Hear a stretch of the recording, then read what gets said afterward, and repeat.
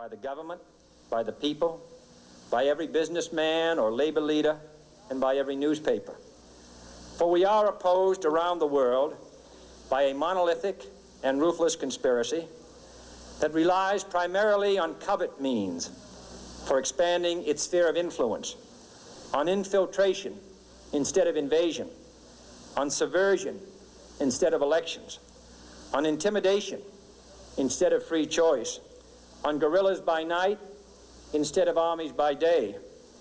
It is a system which has conscripted vast human and material resources into the building of a tightly knit, highly efficient machine that combines military, diplomatic, intelligence, economic, scientific, and political operations. Its preparations are concealed, not published. Its mistakes are buried, not headlined. Its dissenters are silenced, not praised. No expenditure is questioned, no rumor is printed, no secret is revealed.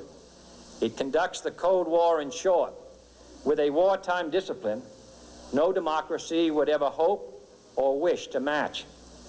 Nevertheless, every democracy recognizes the necessary restraints of national security. And the question remains whether those restraints need to be more strictly observed if we are to oppose this kind of attack as well as outright invasion. For the facts of the matter are that this nation's foes have openly boasted of acquiring through our newspapers information they would otherwise hire agents to acquire through theft, bribery, or espionage. That details of this nation's covert preparations to counter the enemy's covert operations have been available to every newspaper reader, friend and foe alike. That the size, the strength, the location, and the nature of our forces and weapons, and our plans and strategy for their use, have all been pinpointed in the press and other news media to a degree sufficient to satisfy any foreign power, and that in at least one case, the publication of details concerning a secret mechanism whereby satellites were followed required its alteration at the expense of considerable time and money. The newspapers which printed these stories were loyal, patriotic, responsible, and well-meaning. Had we been engaged in open warfare, they undoubtedly would not have published such items. But in the absence of open warfare, they recognized only the tests of journalism and not the tests of national security. And my question tonight is whether additional tests should not now be adopted. That question is for you alone to answer. No public official should answer it for you. No governmental plan should impose its restraints against your will. But I would be failing in my duty to the nation in considering all of the responsibilities that we now bear and all of the means at hand to meet those responsibilities if I did not commend this problem to your attention and urge its thoughtful consideration. On many earlier occasions I have said, and your newspapers have constantly said, that these are times that appeal to every citizen's sense of sacrifice and self-discipline. They call out to every citizen to weigh his rights and comforts against his obligations to the common good. I cannot now believe that those citizens who serve in the newspaper business consider themselves exempt from that appeal. I have no intention of establishing a new Office of War Information to govern the flow of news. I am not suggesting any new forms of censorship or new types of security classifications. I have no easy answer to the dilemma that I have posed and would not seek to impose it if I had one. But I am asking the members of the newspaper profession and the industry in this country to re-examine their own responsibilities, to consider the degree and the nature of the present danger, and to heed the duty of self-restraint which that danger imposes upon us all.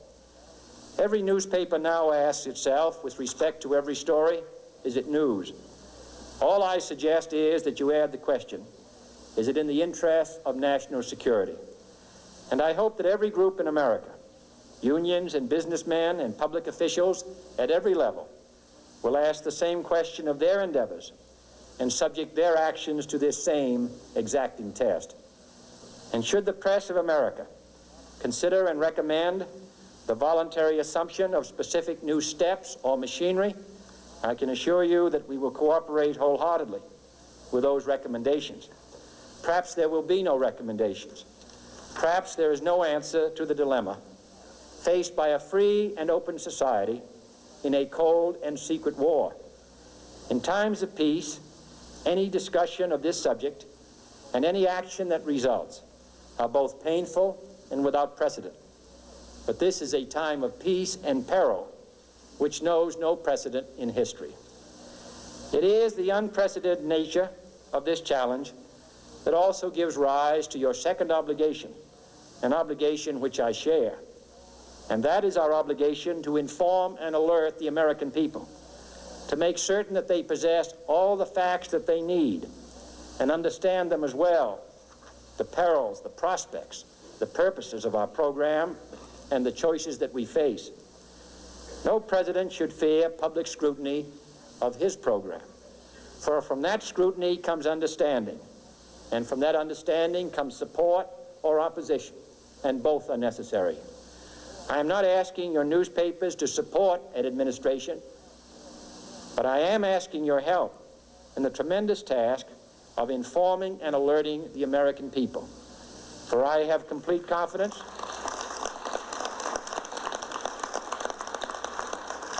in the response and dedication of our citizens whenever they are fully informed. I not only could not stifle controversy among your readers, I welcome it. This administration intends to be candid about its errors. For as a wise man once said, an error doesn't become a mistake until you refuse to correct it. We intend to accept full responsibility for our errors, and we expect you to point them out when we miss them. Without debate, without criticism, no administration and no country can succeed, and no republic can survive. That is why the Athenian lawmaker Solon decreed it a crime for any citizen to shrink from controversy. And that is why our press was protected by the First Amendment, the only business in America specifically protected by the Constitution, not primarily to amuse and entertain, not to emphasize the trivial and the sentimental, not to simply give the public what it wants, but to inform, to arouse, to reflect,